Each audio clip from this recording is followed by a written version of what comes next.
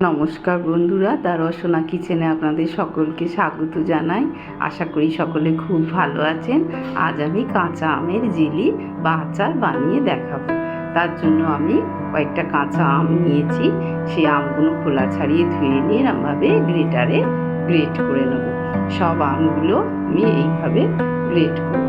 এই গরমের দিনে কাঁচা আমের আচার বা জেলি দারুণ খেতে লাগবে। আপনারা এই রেসিপিটা বানিয়ে দেখবেন। সবগুলো আমার গ্রেট করা হয়ে গেছে। এবার আমি একটা কড়াই হাফ চামচ সর্ষের তেল দিয়ে সারা কড়াই বুলিয়ে নিই তেলটা। আমি এখানে একটা দারচিনি ভেঙে দিয়ে দিলাম। তারপর আমি কাঁচা আমটা যে গ্রেট করে রেখেছিলাম সেটা কড়ার মধ্যে দিয়ে একটু নাড়াচাড়া করে নেব। একটু নাড়াচাড়া করে নিয়ে তার মধ্যে আমি পরিমাণ মতো হলুদ আর দেব একটু নুন সামান্য, আর ঝালের জন্য একটু লাল লঙ্কার গুঁড়ো, আর দেব রঙের জন্য একটু কাশ্মীরি লঙ্কার গুঁড়ো দিয়ে ভালো করে সব উপকরণ আমের সাথে মিশিয়ে দেব। আমের সাথে ভালো করে সব উপকরণ মিশিয়ে দেওয়ার পর আমি এর মধ্যে দিয়ে দেবো আরও একটু নুন, কারণ প্রথমে নুনটা একটু কম দিয়েছিলাম, তাই আরও একটু নুন দিয়ে দেবো। এবার আমি এই আমের মধ্যে 1 কাপ চিনি দিয়ে দেবো। চিনির পরিমাণটা এখানে ঠিকভাবে বলা যাবে না, আমগুলো যেমন টক চিনিটা সেইভাবে দেখে দিতে হবে।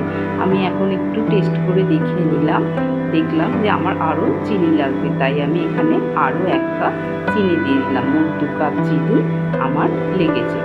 দিয়ে ভালো করে চিনিটাকে আমের সাথে মিশিয়ে নিয়ে যখন এইভাবে ফুটবে তখন আমি এখানে দেবো হাফ চামচ বিট লবণ।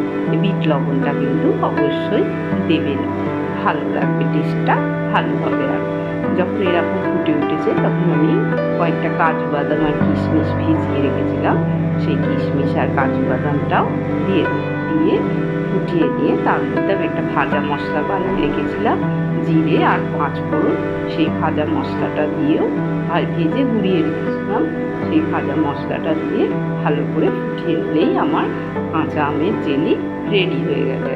এবার আমি এটাকে ঠান্ডা করার জন্য একটা আলাদা পাত্রে ঢেলে নিলাম।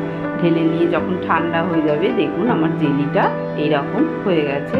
এটা আপনি ভাত রুটি সবের সঙ্গে, রুটির মধ্যে দিয়ে গোল করে পাকিয়ে রুটিটাও খেতে খুব সুন্দর লাগবে।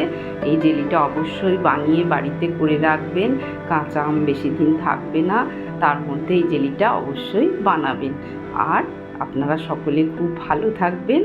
আমার ভিডিওটা যদি ভালো লাগে অবশ্যই লাইক করবেন, কমেন্ট করবেন, শেয়ার করবেন, আর আমার চ্যানেলটাকে সাবস্ক্রাইব করে আমার পাশে থাকবেন। ধন্যবাদ।